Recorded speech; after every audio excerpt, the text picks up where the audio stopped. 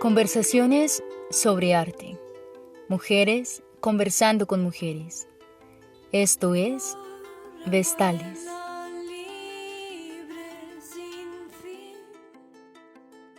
Hola, bienvenidas a todas y a todos a un podcast de Vestales. Esta vez vamos a estar con una invitada que se llama Jimena. Es una invitada que yo llevo muchísimo tiempo persiguiendo para que hable acá porque me parece que tiene un trabajo muy interesante. Jimena es de Palmira, ella estudió diseño en los Andes, pero ahorita se dedica pues también a ser diseñadora, pero más freelance. Y además tiene un proyecto que es súper bonito, no sé, bueno, yo me imagino que muchas de las que me escuchan lo siguen, que se llama Corazón Herido, que es de cerámica. Y bueno, estaremos hoy hablando con ella alrededor de muchos temas que tocan su trabajo, pero entonces me gustaría que ella, Jimena, con su propia voz se presente más. Oli, soy Jimena, soy Virgo, tengo un gato que se llama Mercurio, soy diseñadora y ilustradora, supongo, ceramista, en alguna manera muy empíricamente, y pues nada, les hablo desde Palmira Valle, por el momento. Los dos somos Virgo, eso es muy Sí. importante. Sí, eso es muy lindo, eso, no me acordaba que también eres Virgo. Vale, Jimena. Es parte de mi identidad. Sí, bueno, a mí me parece interesante el hecho de que, bueno, generalmente aquí he hablado con personas que estudiaron como tal la carrera de artes, pero entonces quería saber cómo, o sea, cómo tú pasas, o sea, cómo vives como esas dos dimensiones, como del diseño y luego el arte, o tú te consideras artista, sientes que tienen que ver como tu práctica como diseñadora con el arte, o sientes que son como dos mundos paralelos. Yo hice doble con arte, solo que no terminé la carrera. Creo que no llegué ni siquiera a la mitad, la verdad. La razón principal en el momento en el que tomé la decisión de tomar doble con arte era porque en la universidad no podías acceder a los talleres de alguna de las dos carreras porque eran de facultades diferentes. Entonces dije, bueno, es gratis inscribirme en doble y puedo aprender de las dos cosas como para tener tal vez una educación más integral, y creo que finalmente eso fue lo que terminé como absorbiendo de ambas carreras. Yo no me considero artista, creo que siempre he tenido como un pequeño bloqueo al momento de considerarme artista. Me gusta mucho considerarme diseñadora, creo que la mayoría de cosas que hago las enfoco desde el diseño. Y las veo sobre todo como artes decorativas, que igual también ahí podría haber una discusión entre lo que es arte y diseño desde el movimiento de Art and Craft. Uh-huh. Y pues desde esta concepción histórica, cuando cambia por la industrialización la concepción de la artesanía como arte a pasar a ser diseño, pues es una discusión mucho más amplia, pero igual eh, creo que hay algo del acercamiento humano hacia los objetos de nuestra cotidianidad, desde la creatividad y desde el oficio, que lo pueden fácilmente convertir en arte. Y supongo que por eso le deben llamar artes decorativas, no sé. A mí me gusta considerarme o pensarme como diseñadora, la verdad. Sí, bueno, igual es que es un tema ahí, lo que tú dices, como bastante extenso, que a la vez a mí me parece como medio tonto, como esa separación entre la artesanía y el arte, como no tonto, sino como medio, o sea, muy académico también, no sé. Em, y de hecho acá con la mayoría de chicas que he hablado están súper obsesionadas como con los objetos, justamente siento que esto es algo que me han hablado mucho, como esa obsesión con los objetos de la cotidianidad y como esos objetos a través de el arte como que toman otra dimensión, ¿no? Y al final creo que, o sea, como que ellas cogen objetos ya hechos, pero entonces me parece interesante pensar que el diseñador o tú como diseñadora piensas el antes de esos objetos, ¿no? Y como que eso también es como un proceso creativo y también es un proceso artístico para mí, no sé. Sí, pues, o sea, es que si tú lo piensas desde la historia, puedes encontrar muchas referencias de el ser humano acercándose a objetos de la cotidianidad para cambiarlos, no solamente en su función, sino en su forma. O sea, no solamente en cómo hago que esta lámpara funcione mejor, sino también cómo hago que se vea mejor. Y ahí entra también un poco como la psicología de la estética en el espacio, ¿sí? Como no sé, es muy diferente la iluminación de una sala cuando viene la luz de arriba, a cuando viene la luz de diferentes lámparas con iluminaciones diferentes, cosas así, como que es pensarse el espacio de una manera diferente. Y creo que, pues, no sé, tanto el diseño como el arte y la artesanía se han tratado de pensar alrededor de eso como desde siempre, o sea, me atrevería a decir que sí, como desde siempre, y porque pues, creo que es una fascinación natural como Ujú. del ser humano. Sí, bueno, y yo quería, o sea, porque normalmente pregunto como qué hace le pregunto a las invitadas como qué hace que hayan elegido el arte, pero teniendo en cuenta que tú te consideras más como del lado del diseño, a mí me da curiosidad es pensar qué ha hecho que seas tan consciente de los objetos, o sea, como antes de que supieras que existía el diseño, como porque de repente esto te interesa tanto. Yo creo que mis papás, o sea, como, ambos son muy cositeros. Mis papás desde que nos mudamos al apartamento en el que viven hoy en día, porque no tengo mucha memoria de antes, pero me acuerdo mucho en este apartamento porque lo compraron y bla. Era como su proyecto de vida en algún punto. Se tomaban mucho la dedicación de pensar cada objeto que ponían en la casa, ¿sí? Mi papá desde la estética, o sea, incluso como la costumbre que teníamos cuando era más pequeña era pues ir a hacer mercado y mientras mi mamá chismoseaba todo el supermercado en Cali, mi papá y yo nos sentábamos a ver revistas y una de las revistas que más ojeábamos era Axis o las revistas como de diseños de interiores. Entonces creo que eso es como una fascinación heredada, eso era como por parte de mi papá, como más desde la estética, de la arquitectura, él es Tauro, entonces también tiene como una afición por la comodidad, ¿no? Y mi mamá, desde las cositas que hacen el hogar, más desde lo emocional, ¿no? Los portarretratos de la familia, el dibujo enmarcado de la niña, que la niña le pintó una roca al papá, porque mi papá es agrólogo, entonces la vamos a poner de pisapapeles, no sé, o también los objetos heredados, como la silla de la abuela. Entonces creo que es como una combinación de esa herencia de parte de los dos que me ha hecho eh, desarrollar esa fascinación como en una primera instancia y ya cuando llegué a la universidad, eh, bueno, mi hermano también estaba muy obsesionado con eso. Tarde me enteré yo en la vida de que a mi papá y mi hermano querían ser diseñadores.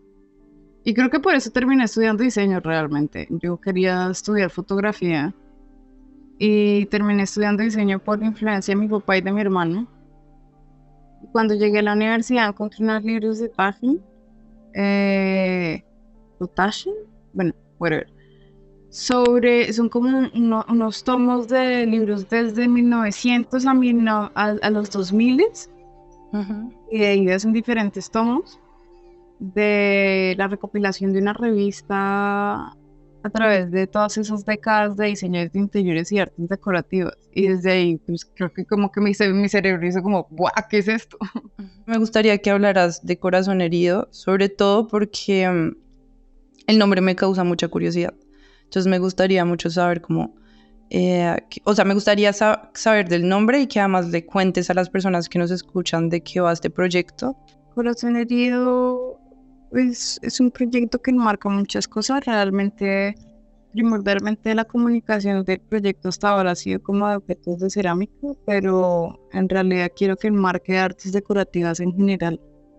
porque no creo que me vaya a enfocar en la cerámica toda mi vida. Como yo soy una persona que necesita muchos estímulos normalmente y me gusta estar aprendiendo técnicas diferentes todo el tiempo.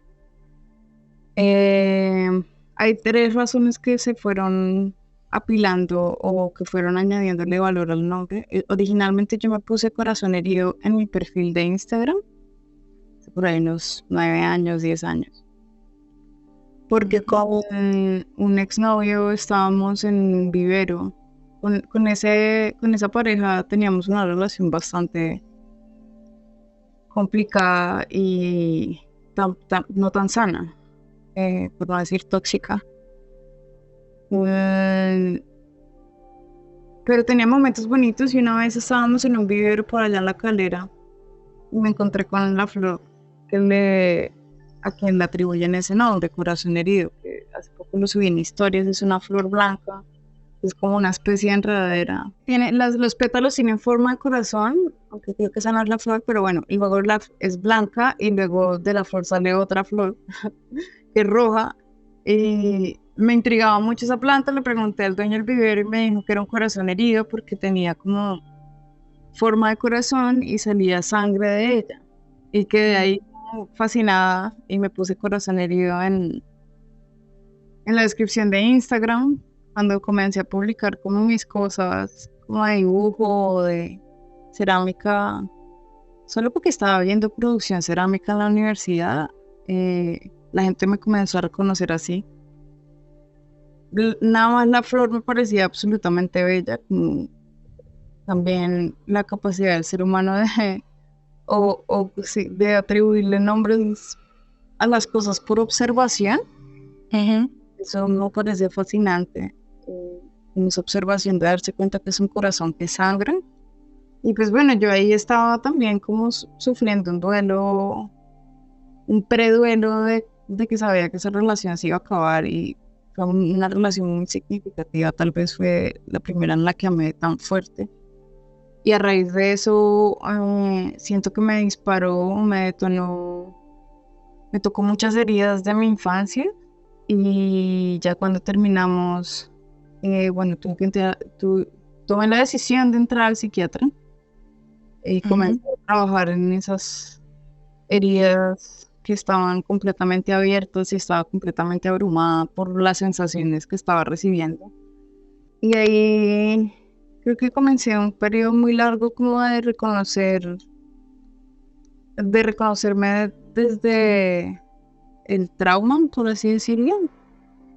Es curioso porque es como de conocerme, era realmente, yo lo percibo como un proceso de reconocimiento propio y pues se dio a partir de situaciones o de memorias y también como sobre todo de la memoria del cuerpo. Sentí que tenía miedo y ansiedad todo el tiempo. Yo era una persona que no podía vivir. Wow. La verdad lo que lo percibo era como si estuviera en una piscina ahogándome, o en un lago ahogándome, porque no podía poner los pies sobre la tierra. Y el agua era básicamente ansiedad y angustia todo el tiempo. Y luego vinieron las otras, como en ese proceso, aprendiendo también de astrología por Juan Daniel. Daniel es uno de mis amigos más cercanos de la universidad. Y él comenzó a estudiar astrología y escuchándolo hablar de arquetipos y todo eso, comencé también como a encontrar otras herramientas por fuera de la terapia y de los antidepresivos en ese momento para sanar. Y creo que la retórica tanto visual como la narrativa de los arquetipos y todo esto me ayudó mucho a sanar porque pues hay personas que son muy racionales, hay otras que son más emocionales. Yo creo que el ser humano en general tiene una capacidad como de atravesar la experiencia a partir de metáforas y de tanto visuales como retóricas. Encontrarme estudiando astrología o escuchando sobre astrología, el tarot, creo que sí encontrando otros dos significados. Uno de ellos es Quirón. Quirón es el sanador herido y curador incurable. Ese es como otro arquetipo detrás de corazón herido. Y eso fue antes de que abriera la página del proyecto.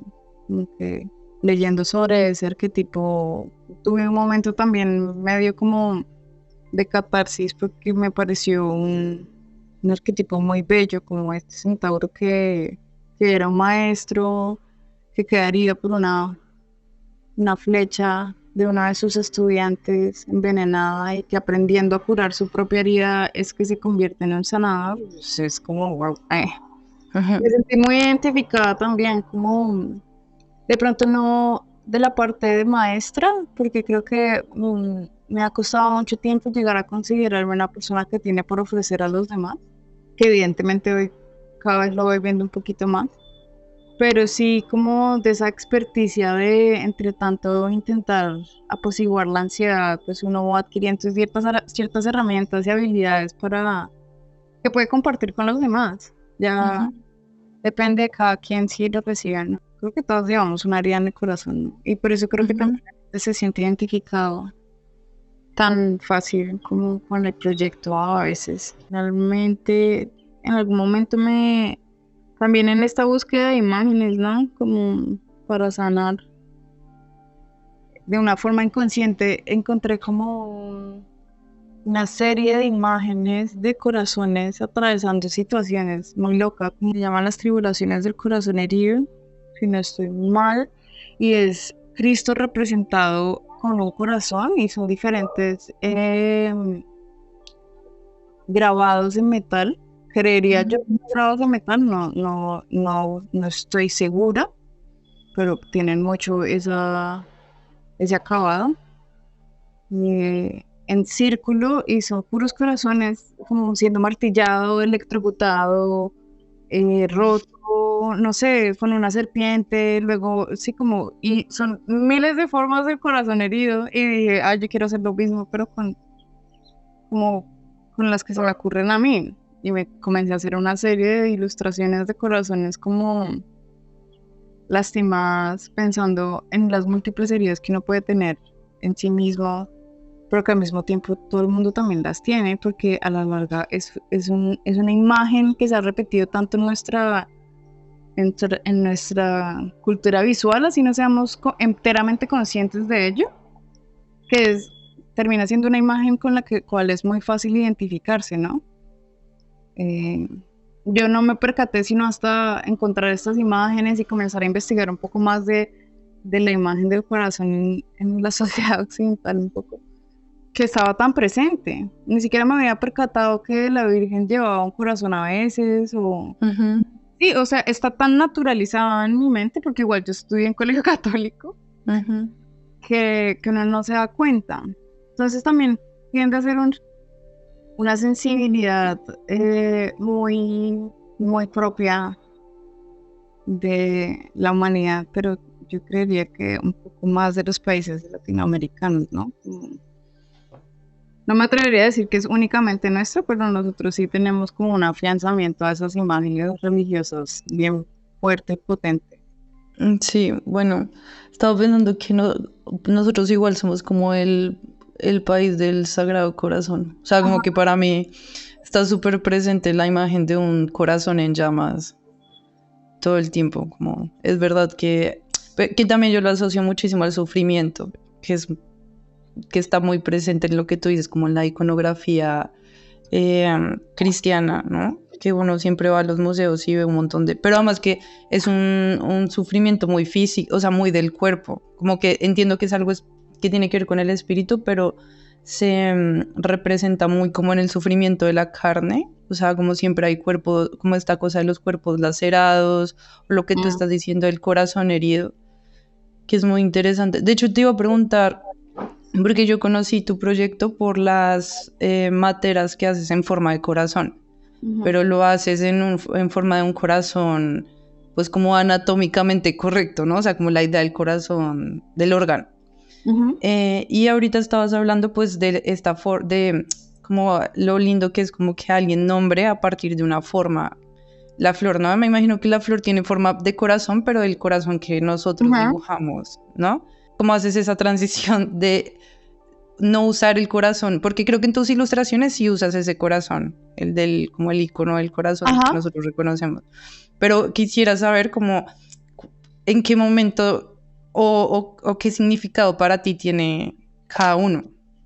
no sé, no sabría qué significado tienen, como que creo que son solamente, yo los tomo como representaciones gráficas diferentes de lo mismo, pero sí siento que hay algo, pues no sé, como ahorita que mencionabas lo del cuerpo, la imagen, pensaba justamente ayer, como hace unos días me vi La Sociedad de la Nieve y me obsesioné re denso.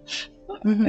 Yo no me suelo obsesionar así con las cosas, me pasa por lo general con el cine y esta película me dejó impactada y pensaba ayer como, mm, en realidad, de nuevo, en Sudamérica tenemos una relación con el sufrimiento desde el cuerpo que Ujú. es muy evidente, ¿sí?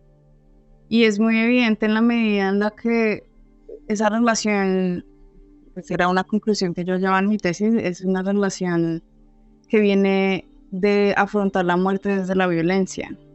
Sin embargo, a ver, mi tesis de mi proyecto de grado de la universidad era sobre la muerte en Occidente, que era una clase que vi de filosofía en la universidad como electiva, y pues creo que cambió mi percepción como en las cosas, me dejó también muy impactada, y una de las conclusiones a las que llegaba en mi tesis, que asimismo también eran conclusiones que los autores que estaba leyendo mencionaban de una u otra forma, era que en Occidente tendemos a ocultar todo lo que tiene que ver con el sufrimiento, ¿sí? Y el análisis que hacían los autores que leía era más sobre cómo aislaban el cuerpo, los cuerpos de los difuntos de la vista del ser humano al momento del duelo, como se le lleva a una persona a una caja de metal para luego sacar ciertos órganos, meter algodón, va a hacer unos procesos que la sangre, que tan, y luego mostrar el cuerpo en un estado casi que simulando la vida. Ajá. Pero entonces como la sensibilidad y la mentalidad en torno al sufrimiento, al fracaso, todo lo que es oscuro en la sociedad occidental se intenta como ocultar o evadir.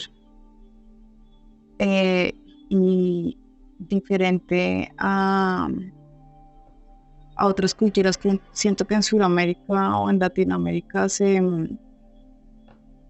no hemos podido hacer del todo esa evasión porque pues nuestras historias como países siempre están muy vinculadas a la violencia, y creo que ha sido una terapia de choque más bien, ¿sí? Sí.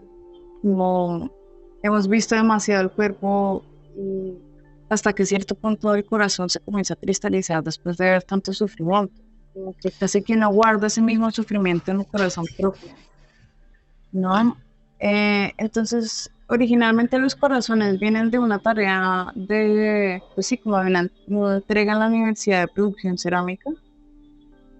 Producción Cerámica era una clase de diseño, no de arte, en la que hacíamos productos, o sea, estaba enfocada a crear productos y la tarea era hacer un pocillo.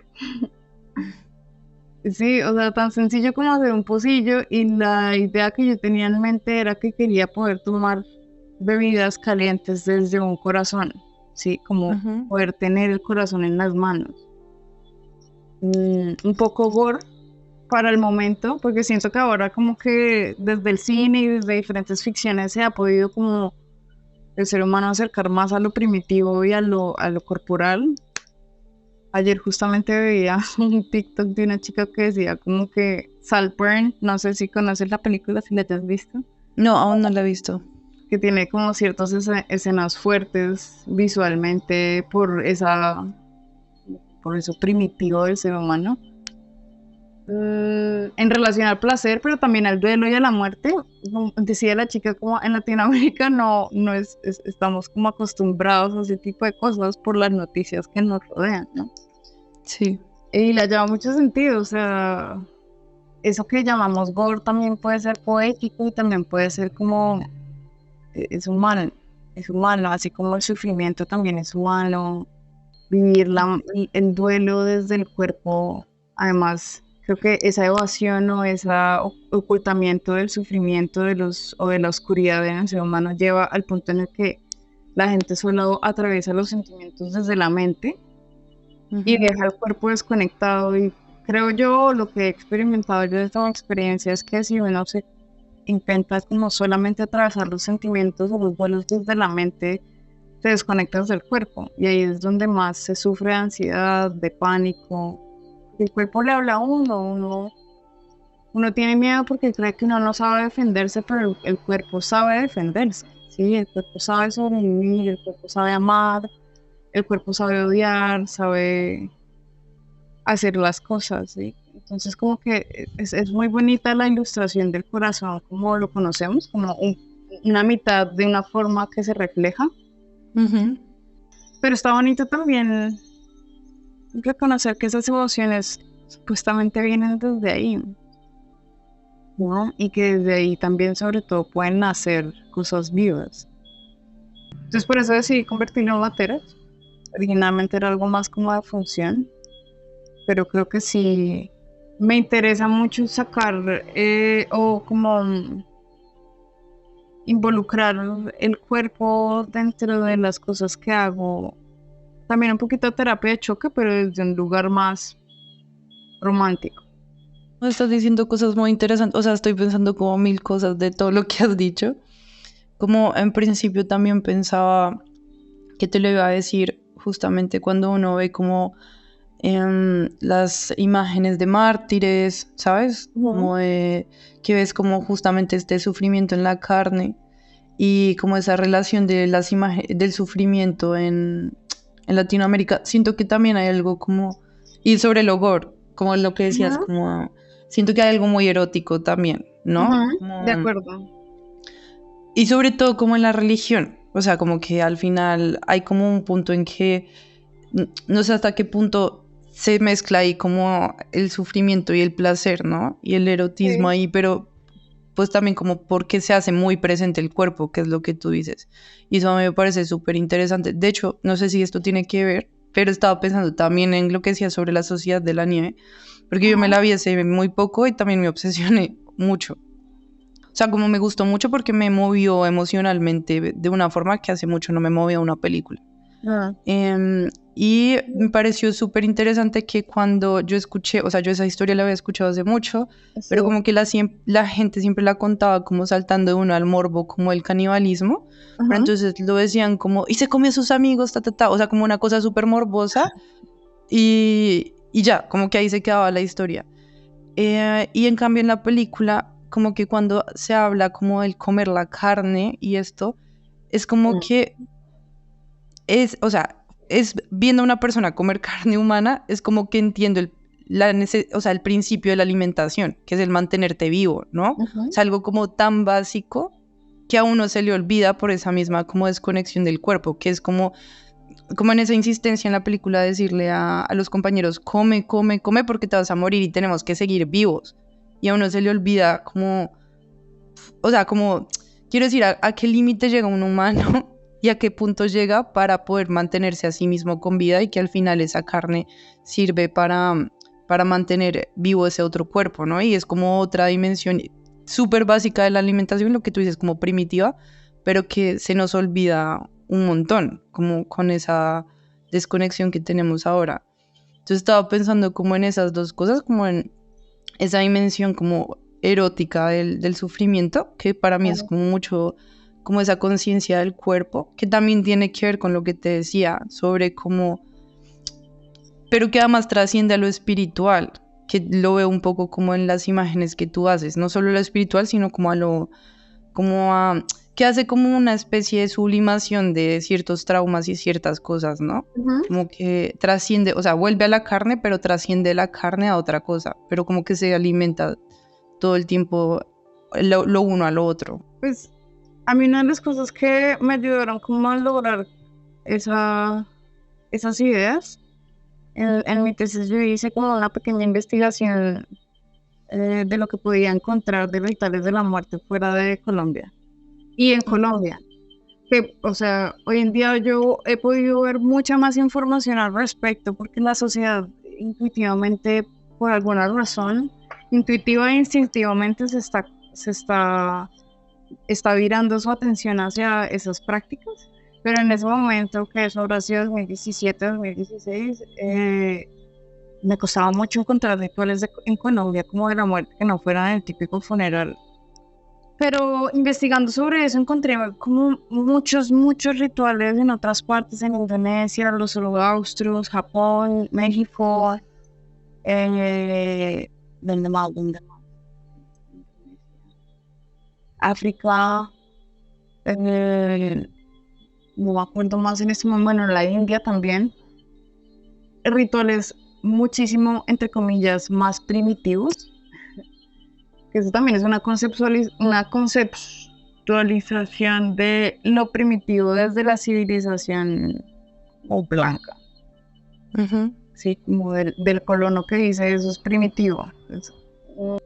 Y todos estos rituales trataban el cuerpo de sus muertos en alguna manera. En India me acuerdo que los bañan y luego los tiran a un río, primero los queman, no me acuerdo. Los zoroastros tenían como unos espacios circulares, pero eran como unas tumbas en forma de círculo y tenían varios niveles y ahí ponían a los cuerpos para que al sol se desintegraran, pero también porque los gavilanes o las aves carroñeras se los comían y era un acto santo. Eso también pasa en el budismo, creo que, no me acuerdo en China, pero no me acuerdo, no estoy segura, que cortan a los cuerpos y se los ofrecen también a las aves. Eso cambia creo que es el diclofenaco que comienzan a darle a las personas y eso comienza a matar a los animales en algún momento de la historia. No sabía. Pero no me acuerdo si ese es el diclofenaco. Tendría que volver a investigar o buscar en mi libreta que no lo tengo acá, mira, pero no sé, en Indonesia hay una comunidad que hace unos muñecos replicando su familia y tienen que embalsamarlos porque el funeral es tan caro que tienen que esperar un tiempo mientras consiguen el dinero para poder darle esa muerte o ese duelo, ese fin de la vida a sus muertos, digno y cultural. Entonces tienen a sus muertos embalsamados en las casas, así como que hay una relación con el cuerpo que es mucho más cercana, Sí. incluso en la historia de Occidente, antes de ciertas guerras, había como una relación más cercana con el cuerpo. O sea, sé que en Estados Unidos se velaba el cuerpo 12 días en las casas y las personas viajaban de todas partes del país a visitar a esa persona en el cuerpo. Sí, Al cuerpo, ¿no? Y los mantenían a punta de vinagre y hielo. Sí. A ver, de hecho, perdona que te interrumpas, que me acaba de venir a la cabeza que, bueno, mi novio es ruso, pero él es de una zona que, bueno, también no la quiero embarrar acá, bueno, él es de una zona que es un poco más cercana, o sea, es Europa, pero es más cercano a Asia, y es de una zona donde hay como pues son autóctonos de ahí, luego los rusos los invadieron, pero es como una etnia que es turco-mongola. Ok. Y ahí además son musulmanes, o sea, como que tienen una mezcla súper loca. Y yo fui a verla, pero bueno, luego con la Unión Soviética y eso como que hacía que como que no fueran como tan estrictos con la religión y todo esto. Pero de una vez yo fui a la casa de mi suegra a ver fotos y me llamó mucho la atención que vi fotos con cadáveres. O sea, como que en los funerales se tomaban fotos con el cadáver. Y para mí eso fue súper impactante, o sea, como que fue como que es eso, ¿no? O sea, pero para ellos me decían como pues es normal, o sea, no sé, y se paran ahí al lado, obviamente como que no sonríen, pero también porque creo que en general como que ninguna foto veía que sonrieran mucho ahí en la Unión Soviética, pero eran como que estaban ahí al lado del cadáver y es lo que tú dices, o sea, eran como varios días porque Artur alcanzó a ir como al funeral de su abuela en Rusia, me dijo que eran varios días que estaban como ahí con el cadáver, luego se toman la foto con el cadáver y eso me pareció como muy relevante, o sea, como muy impactante el hecho de que quede en una imagen registrado el cadáver y que sea algo que tú pongas en tu álbum familiar, ¿sabes? Como una relación completamente diferente con los cadáveres y con la muerte. Pero también desde la fotografía, ¿no? Yo creo que tiene ahí como una vaina muy especial del medio en el cual registramos esos momentos, porque igual uno también guarda muchos objetos de la persona muerta, ¿no?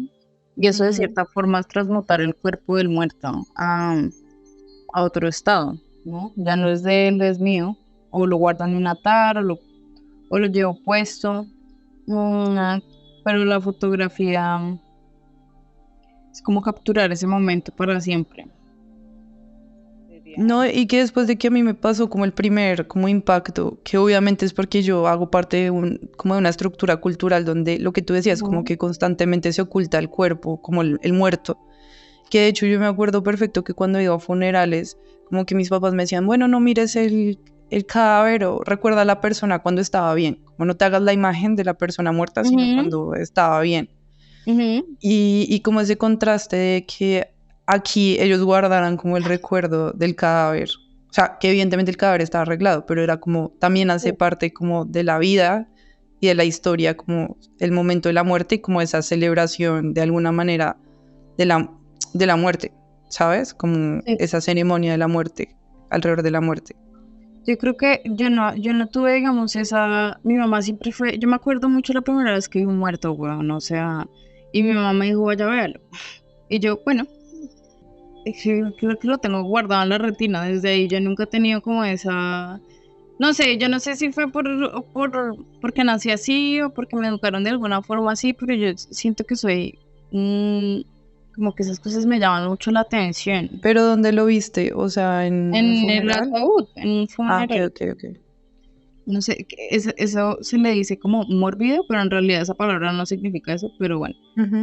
Sí, no sé, siento que he tenido como esa atracción extraña, entre comillas extraña, por reconocer eso, que en realidad es completamente natural. Tengo una pequeña obsesión con esos temas, creo que es la obsesión que más he mantenido durante toda mi vida. Y creo que también se traduce mucho a lo que hago desde otros lugares. O sea, una de las conclusiones de la investigación de mi proyecto de grado era como la muerte es un espejo de la vida. Y eso lo dicen casi que todas las religiones o los dogmas en cierta forma. El poder observar el destino último de la vida humana nos permite tomar decisiones y construir criterios y principios en nuestra propia vida, ¿sí? Y eso se repite también mucho en las ficciones, sobre todo en las ficciones del cine latinoamericano, pero lo puedes ver en el cine de Guillermo del Toro, lo puedes ver en La Sociedad de la Nieve, como contemplar la muerte es necesariamente contemplar la vida, como estamos viviendo. Sí, total. Y poder contemplar la muerte desde la infancia es muy importante. Creo yo es muy importante porque nos permite entender que no somos infinitos y que cada instante vale. Hay una cosa muy linda en la sociedad de la nieve que me lleva un poco de nuevo a lo que hablamos al principio de los objetos, de esa fascinación por los objetos cotidianos.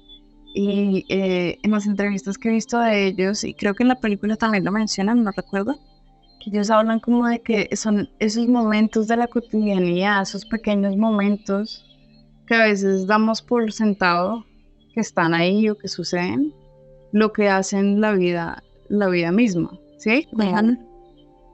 Lo que construyen la vida misma, tomar café con mis papás en la mañana, escuchar a los papás hablando por ahí, o reírse con los amigos, levantarse y saludar a sus mascotas, como esas pequeñas cosas que a veces uno da por sentado en este delirio de la vida cotidiana y del trabajo, que hay que hacer ejercicio, que hay que comer, que hay que levantarse y hacer un montón de cosas, y uno parece un descerebrado actuando todos los días, obviando que la vida está alrededor de uno, ¿sí?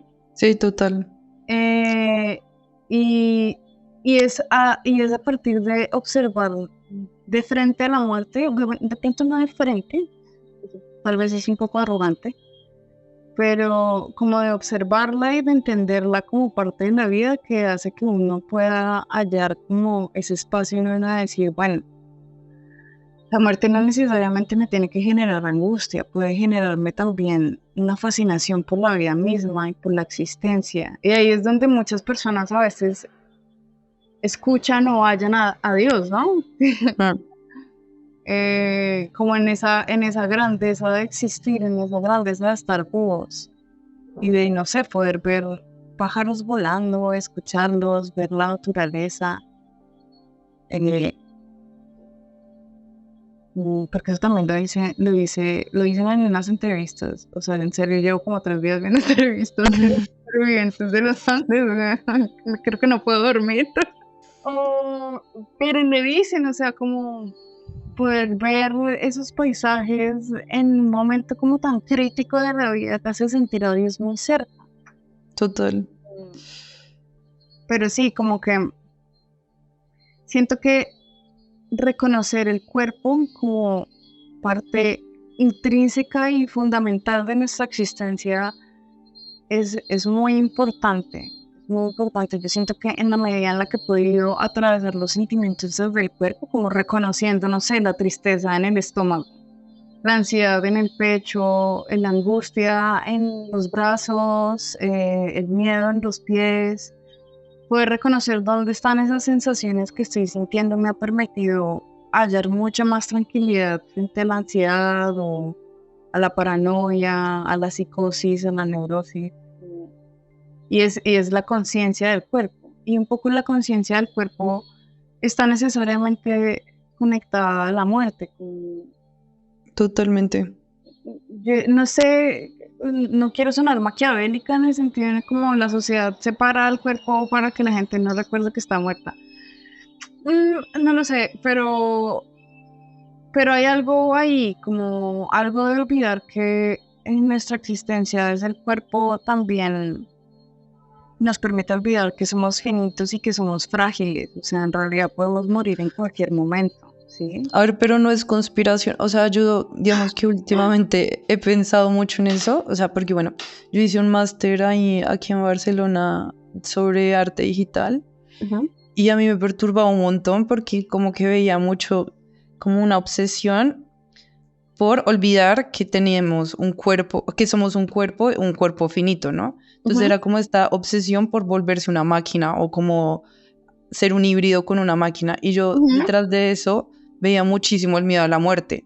ujú, Y que siento que es la, o sea, como la sociedad actual en la que vivimos, como este miedo a envejecer, mm, este miedo o sea, a ver el paso del tiempo en el cuerpo al final, yo creo que se reduce como a ese miedo a morir, o sea, mm. como a aceptar que vamos a morir y que además hacemos parte como, o sea, como somos pequeños, o sea, no sé, digamos, a mí también me queda mucho como de la Sociedad de la Nieve, porque creo que yo también me vi una entrevista, no sé si esto sale en la película, lo vi en una entrevista de uno de ellos, que decía que una de las cosas que les parecía como más impactantes, como porque ellos tenían un radio y escuchaban lo que pasaba Ujú, afuera, era que la vida siguiera, o sea, como ujú. aceptar que la vida seguía y que a pesar de que para ellos lo que estaban viviendo era un drama muy grande, pues la gente seguía haciendo su vida y Sí. pues hace parte como de del ciclo natural. Bueno, lo que les pasó a ellos fue un accidente, pero digo, como que todos los días muere gente, ¿no?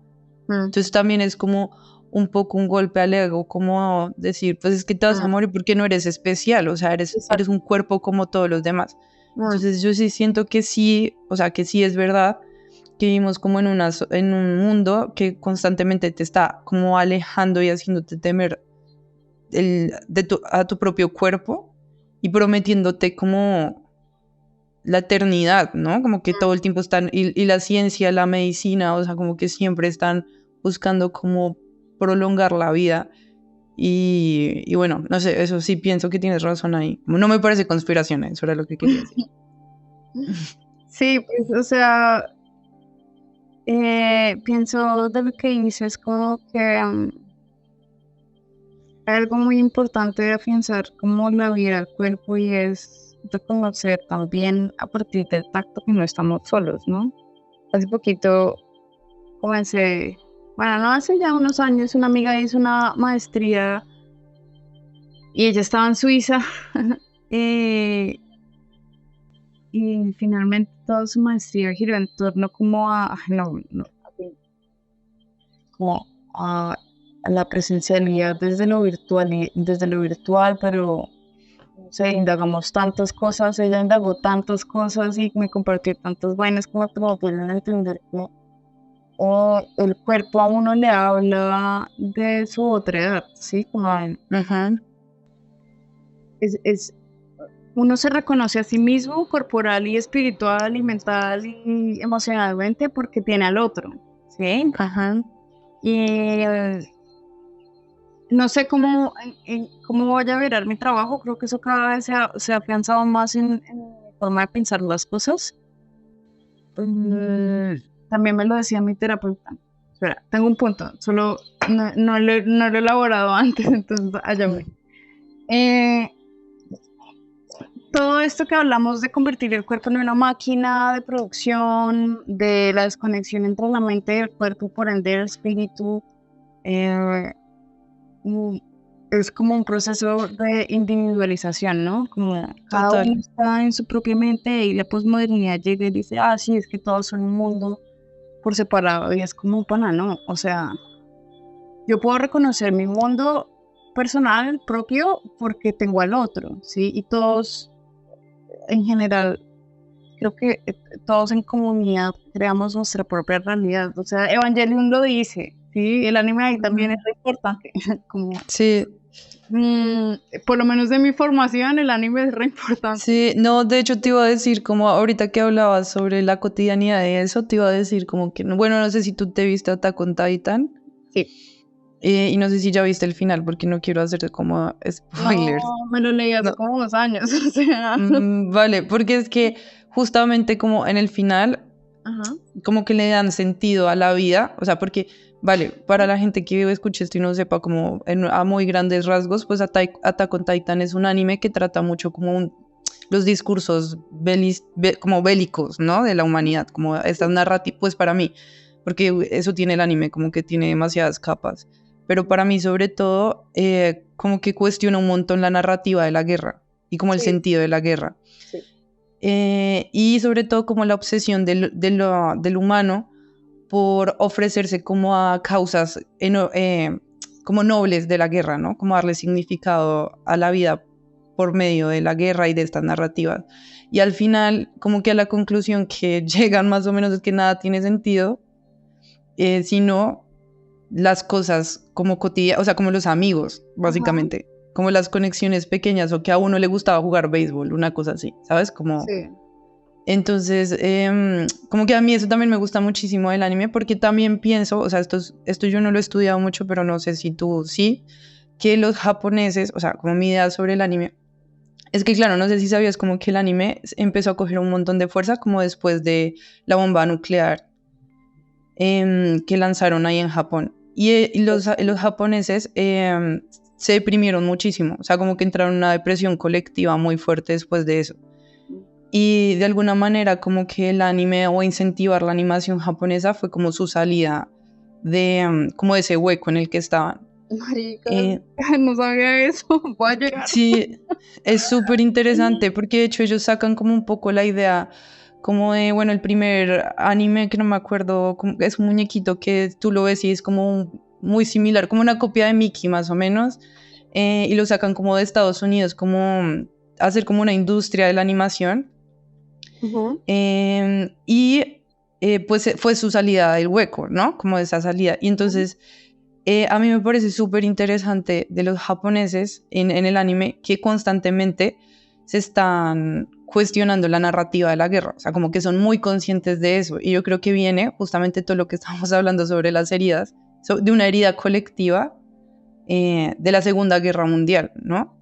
Y tú lo puedes ver, o sea, en Attack on Titan o en Evangelion, puedes ver que es como literalmente ellos como un país cuestionándose, bueno, ¿y qué tanto sentido tuvo esto que sí, qué pasó? O sea, porque ellos también se embarcaron como a meterse a la guerra, y ellos también, o sea, como país, cada país siempre ha hecho cosas horribles, todos los países han hecho cosas horribles a otros países.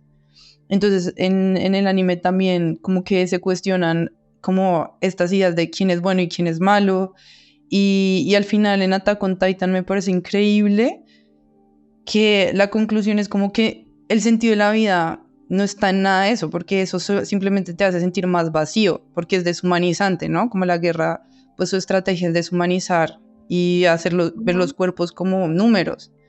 En cambio, el sentido de la vida está como en la cotidianidad, y la cotidianidad es subjetiva al final, porque al final cada quien hace lo que le conviene para mantener a los que están alrededor del bien, ¿sabes?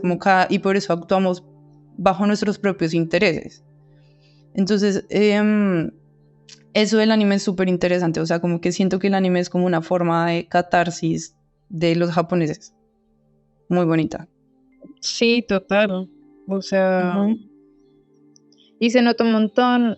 Yo difiero mucho de las personas, digamos, que dicen que hay ciertas animaciones hechas en Estados Unidos, que como La Leyenda de Aang, cuando la gente dice que es anime porque no es anime, el anime viene con una carga emocional propia de la cultura japonesa, que es lo que hace, para mí, la esencia del anime en sí mismo. Y trae una cantidad de enseñanzas demasiado fuertes y potentes en torno a la muerte. Yo siento que ellos lo traducen muy bien en las historias.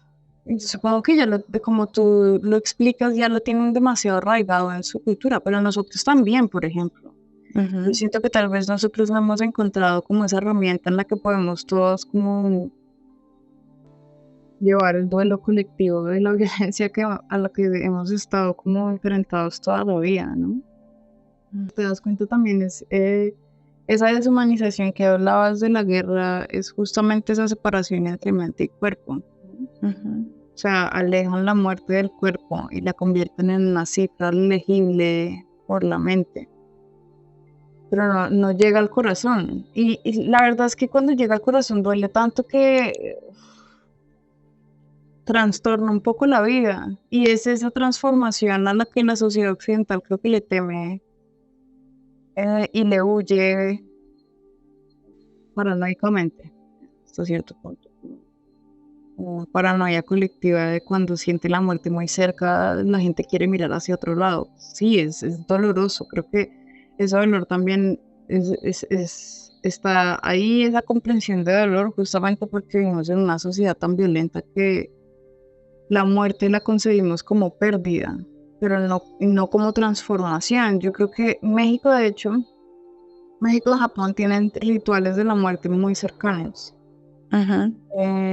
Es impresionante, o sea, yo creo que fue de las similitudes más extrañas y fascinantes que encontré cuando hice mi proyecto de grado, porque son muy parecidos, parce.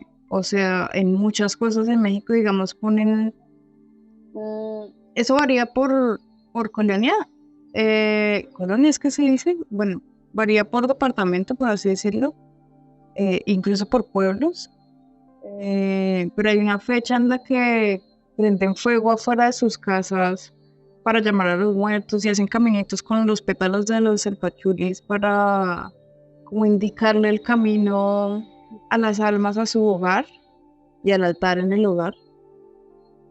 En Japón también lo hacen. No recuerdo bien si se nos saca, o creo que sí, que ponen una madera en un platico prendido en fuego también para indicar el camino a las almas. Son en épocas diferentes. En Japón el Obon o el Obonodori se da en agosto, a finales de agosto, y en México pues es entre octubre y noviembre. Tienen muchas similitudes, los rosarios, los altares en las casas, poner la comida que más les gustaba, los cigarrillos, el trago. Tienen muchas similitudes en su forma de honrar a los muertos. Y yo creo que esos rituales son tal vez una gran herramienta para concebir la muerte desde como sociedad y como comunidades, pero también desde lo material. Como poner los cigarrillos, el alimento, el trago que le gustaba a la persona consumir a través de su cuerpo, creo que para mí es mucho de del entendimiento que tienen del cuerpo en la participación de la vida y de la mortalidad, ¿no? Y eso me lleva a pensar otra vez en el corazón, como que nosotros vivimos muchas veces el dolor desde el orgullo, desde el ego, desde esta individualización, otra también como desde esta deshumanización del otro. Ajá.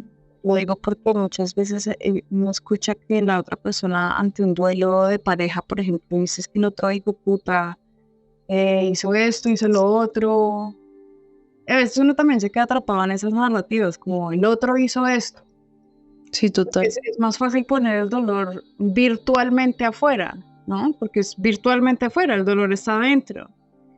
Cuando uno lo vaya en el cuerpo, siento que uno logra más compasión, como de saber, parce, bueno, yo también la cagué, o yo también actué mal. Eso duele, obviamente. Yo creo que a veces el dolor de lo que uno hace duele mucho más que de lo que le hacen a uno. Y tal vez eso es a lo que la sociedad occidental le oye tanto, ¿no? Porque a la larga, cuando uno reconoce los errores o esos duelos, es reconocer la muerte en sí mismo. Como, bueno, yo también soy finito y las cosas se acaban, sean las relaciones, las mascotas, los objetos. Y de hecho, esa es una como de las cosas que nutren mucho mi trabajo. Ahorita estoy pensando justamente en dejar de utilizar esmaltes porque quiero que mis cerámicas se acaben rápido. Entre comillas rápido, porque es que igual es un material que dura varios años, varias décadas, varios siglos puede llegar a durar, como descomponiéndose.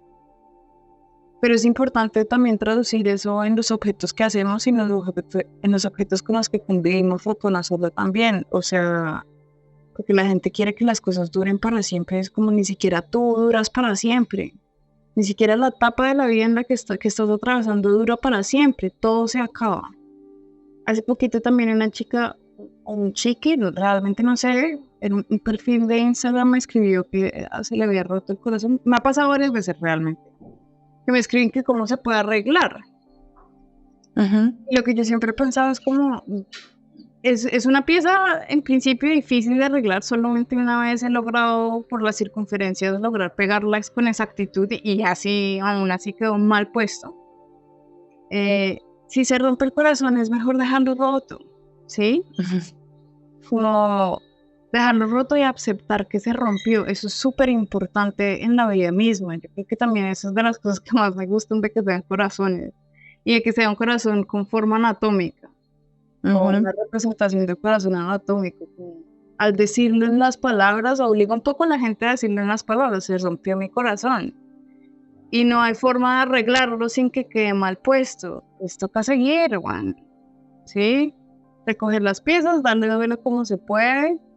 De pronto lo que yo hago es guardar un pedacito del corazón del tiesto que se rompió. Lo guardo en la cajita en donde tengo piezas. Porque es que la cerámica también te enseña que hagas lo que hagas, si hagas todo el proceso bien, se puede romper al final, porque se te cayó de las manos. ¿Sí? O sea, es tan delicada y al mismo tiempo tan fuerte que te confronta mucho con la pérdida. Entonces yo guardo pedacitos de los tiestos que se me rompen. Entonces sí, como desde lo material, yo siento que tanto Japón como México, como Corazón Herido, aunque eso suena muy arrogante, pero lo que hoy es como percibir la vida desde el cuerpo ayuda mucho como a reconocer la existencia propia y le da sentido, creo, también. Ajá. Y ayuda a tramitar los duelos, ¿no? También pienso, como a poner palabras al dolor Pues y es que a darle la un lugar. vida, yo entiendo la vida como un duelo grande, parce. O sea, Ajá. el sufrimiento humano viene principalmente del hecho de que sabe que se va a morir, ¿sí? De que sabe que no es infinito. Así le gusta creer que es infinito, y es que la industrialización nos hace creer que todo debe ser infinito. Pero sí, todo se acaba y creo que materializar esa enseñanza en los oficios y en los objetos que creamos es muy importante. como no esperar que algo sea perfecto. También es algo muy arrogante pensar que voy a hacer una pieza perfecta. Hasta el momento solamente he visto piezas perfectas así como que diga, puta, perfectas en el Museo de Antropología de México. Y ahí hay tanta información que no tengo y que quisiera tener acerca de la cultura como alfarera mexicana, pero también la cultura alfarera del mundo, las diferentes culturas alfareras, porque en México yo siento que, según lo que entendía, lo que leía y de lo que contaban diferentes personas que escuché hablar del tema, era, y lo que he leído es como que la alfarería es un tema hereditario, ¿sí? Como tú aprendes porque tu familia hace lo mismo y por ende adquieres conocimientos que desarrolló tu bisabuelo, tu tatarabuelo por herencia, ¿sí? O sea, y la construcción de piezas, esculturas en ese museo es impresionante, o sea, y saber que eso solamente se logra a través de la misma comunidad que se dedica una vez y otra vez, generación tras generación, al mismo oficio, creo que dice mucho.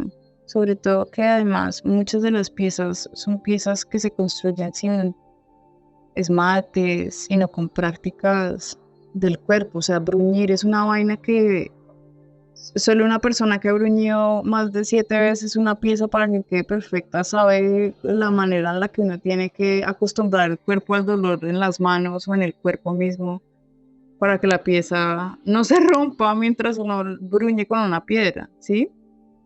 Ujú. Ahí hay una relación del cuerpo con también la naturaleza muy importante, creo yo. Bueno, y quería, pues para que no se me olvide, preguntarte lo de la canción, porque a mí, bueno, me gusta, me parece que cada canción que las chicas traen dice mucho de cada una. Entonces quería saber que, como que con qué canción te identificas tú.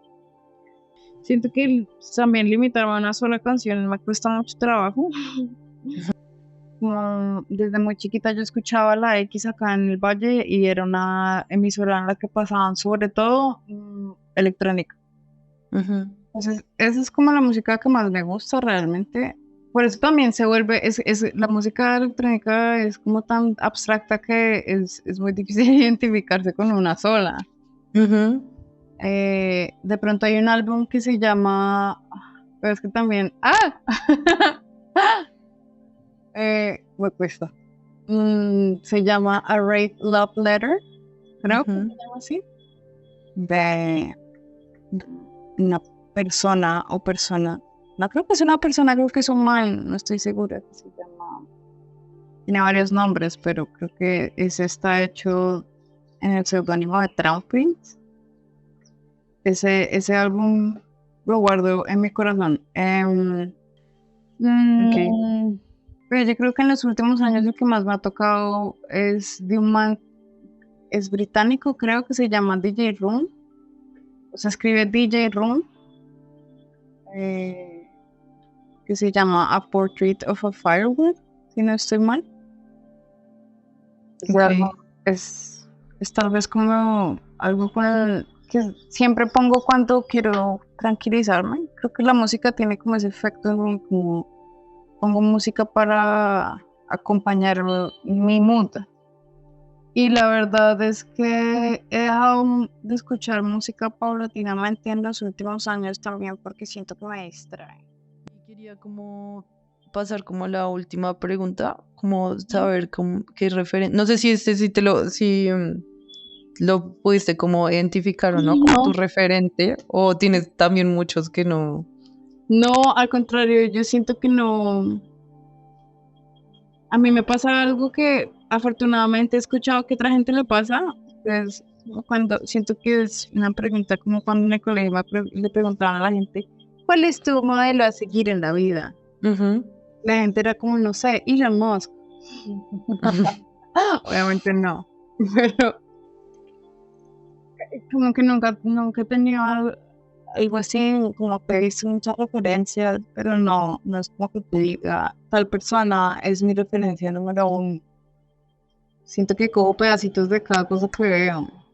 Podría mencionar a Ana Mendieta o también a Frida Kahlo, no sé. Pero No, sí recordé pensando en todo esto que hablamos y también antes, como desde que leí el guión del podcast, pensé en una fotógrafa que se llama Magdalena Wosinska. La vi hace poco, relativamente poco, este año la conocí, es una fotógrafa, me acordé de ella porque ella tiene una serie de fotografías de su madre a través ujú. de la vida y hace poco cuando su mamá murió las publicó como mostrando diferentes momentos de la vida de su mamá en sus últimos años, hasta la última foto que le tomó cuando ya estaba muerta. Y pensaba como, este es el tipo de cosas que son las referencias más fuertes en mi trabajo, de que a veces no recuerde nombres o, o que tenga como, no sé, siento que hay mucha gente que tiene como libros de sus ídolos y ha leído un montón y sabe un montón de la vida de ellos. Yo no soy ese tipo de persona, pero siento que el trabajo de ella en torno a su vida personal es una gran inspiración. También hay otra fotógrafa que me gusta mucho que se llama Alessandra Sanguinetti. Sí, Ok. ella.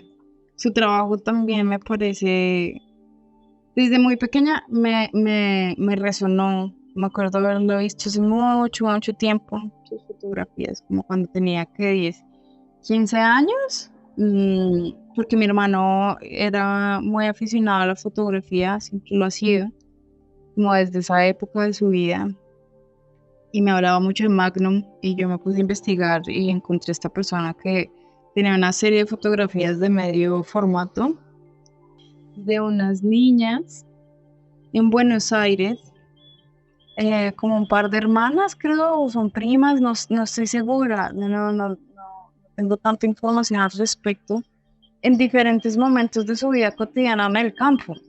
Entonces se Ujú. disfrazan, van al agua, entonces estando como en el lago retratan esta imagen tan conocida de esta chica que flota, Ofelia, creo que es. Ujú. Mm, pero son básicamente dos niñas jugando, ¿sí?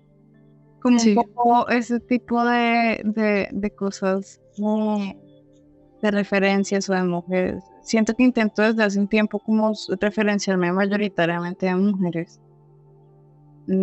También una de las personas que influyó un montón es una chica que se llama Caitlin Dockley, no sé pronunciar su apellido, pero Caitlin es mm, una escritora, directora funeraria, Dockley, no sé cómo se dice, que tiene varios libros, tiene un canal en YouTube que se llama Ask a Mortician.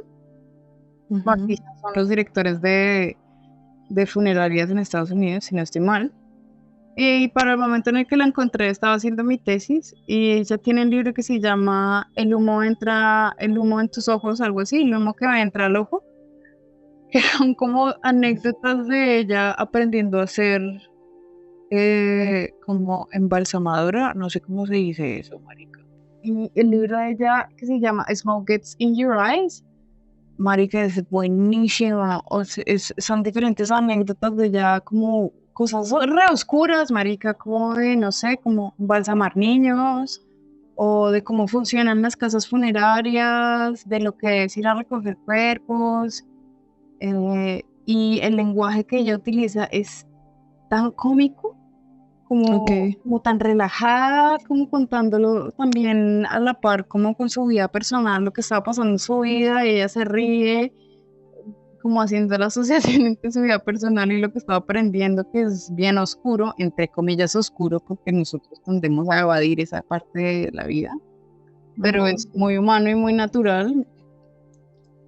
Ese libro cambió mi percepción de muchas cosas, como, y también afianzó mucho mi interés por este tipo de cosas desde, porque claro, mm,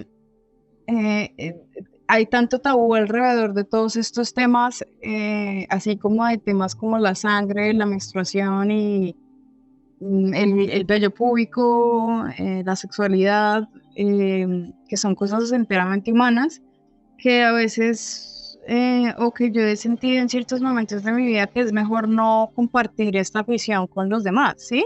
Ujú.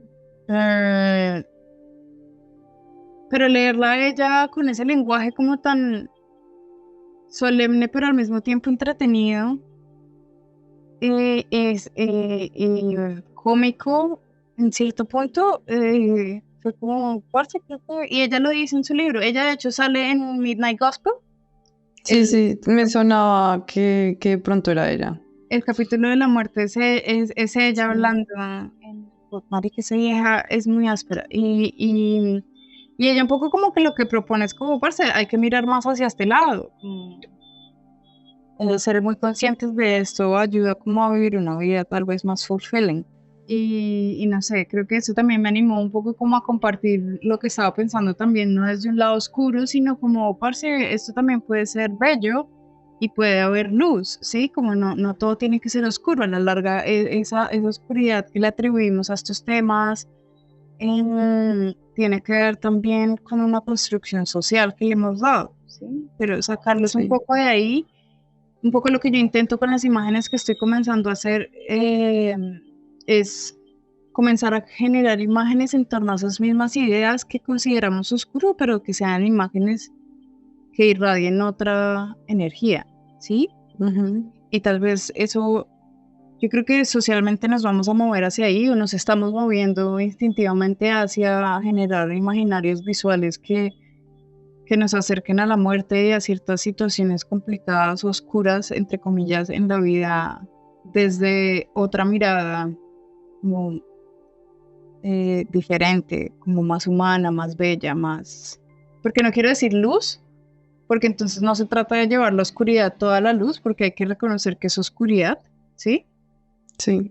Como no hay que blanquearlo todo, ¿sí? No todo tiene que Ujú. estar limpio, blanco y perfecto, sino hay cosas que son impolutas, son mugre, son feas, son desagradables de mirar a veces, huelen mal y está bien que huelan mal, ¿sí? Un poco, ese es como el video, dejar de tenerle tanto asco a la vida y a la humanidad. Eh, eso yo siento que es un aprendizaje que he logrado desde el pensamiento de la muerte, que es un poco lo que ella hace en ese libro, como la vieja está haciendo algo terrible, que es oprimir un botón de quemar para quemar unos cuerpos y se está riendo de su vida personal, ¿sí? Como Sí. hay que atribuirle la solemnidad o los sentimientos que merezcan, pero también entender que hace parte de la vida, sin necesidad de blanquearlo. Pero eso también lo exporto a los tabús que tienen que ver con el cuerpo. Y es un poco como mi reflexión más cercana a la sangre. ¿Cuál es esta necesidad de estar ocultando la sangre de la menstruación todo el tiempo? ¿Sí? ¿Por qué tengo que ocultar que tengo vellos en las axilas o en la pelvis o en las piernas? No sé, o esta afición que tiene la gente tener los dientes súper blancos, que también es Ujú. muy gringo. eh, Sí, que es lo que te decía, yo también creo que responde mucho como a ese miedo del propio cuerpo, o sea, como total. de la finitud del cuerpo.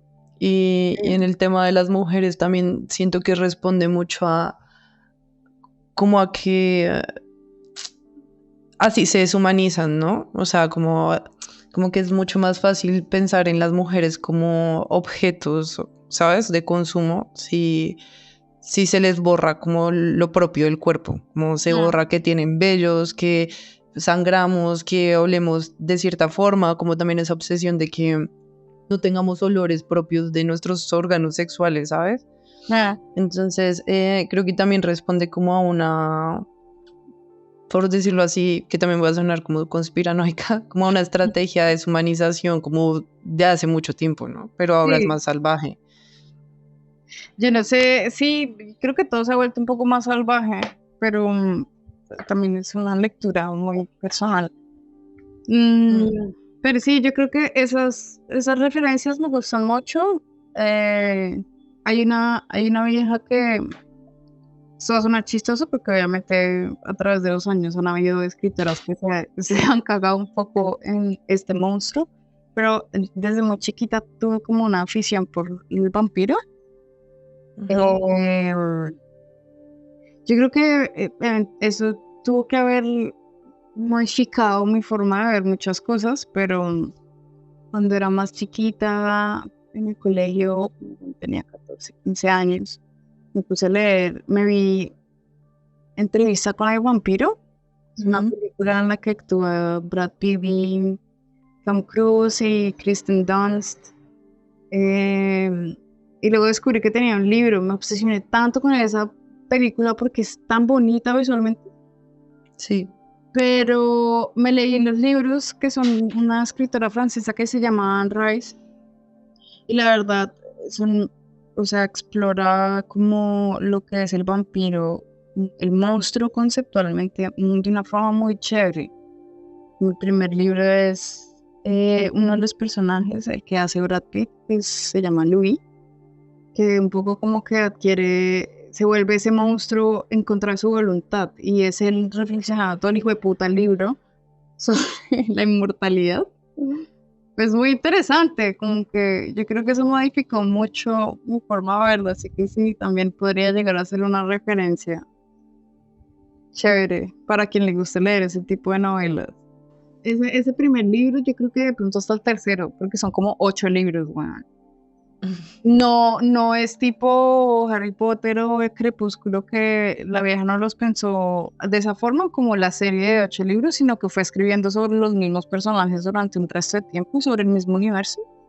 Entonces terminan siendo un montón de libros. Hay unos que son sobre vampiros, hay otros que son sobre brujas, pero sí, como que se aproxima de una manera muy filosófica al monstruo,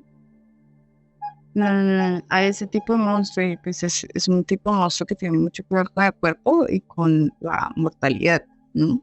Y de hecho, ahí pensando en música, pienso también mucho en Dalisa. Ella también tiene una postura muy interesante respecto a esas cosas. No sé ahora qué está haciendo, yo en realidad solamente pienso en un álbum. No diría necesariamente que es una referencia de mi trabajo.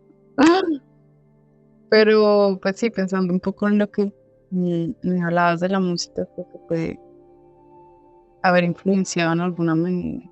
Creo que ya llevamos bastante tiempo hablando, entonces, pues si quieres vamos cerrando la conversación. O sea, verdad que me ha parecido súper interesante. O sea, al final como que mi motivación resto para estar todo el tiempo como programando conversaciones con mujeres es que, como con la excusa del arte, es como justamente sentarme como a hablar sobre la vida, ¿no? Como a darle un sentido a la locura en la que vivimos constantemente. Y siento que esta conversación ha pasado como por muchísimos puntos que o sea, como que creo que voy a colgar aquí contigo, voy a seguir pensando el resto como en la muerte y en todo lo que me contaste, porque me parece muy interesante y me parece súper bonito además que siempre empiezo hablando como sobre el trabajo de las chicas y lo que te digo, terminamos como filosofando sobre el sentido de la existencia, y me parece como, no sé, me parece muy lindo. O sea, como que al final el arte no se quede como encerrado como en esa idea que hablábamos como académica o institucional, sino que hay un punto en que es muy difícil separarlo como de la vida, ¿no? Como de lo cotidiano y como de los tormentos personales de cada una. Entonces eso me ha parecido como súper rico de la conversación contigo. Entonces por eso quería como agradecerte por tu tiempo, por tu generosidad y por tu disposición para hablar. No, pues gracias por invitarme. Creo que es chévere encontrarse con otras mujeres que crean en universos cercanos al de uno y darse cuenta que la verdad no somos tan distintas. O sea, obviamente dentro de las diferencias, ¿no? Pero es reconfortante. Y creo que es re importante hacer lo que estás haciendo en la medida en la que genera comunidad. Sí, gracias por incluirme en eso. Me siento muy halagada.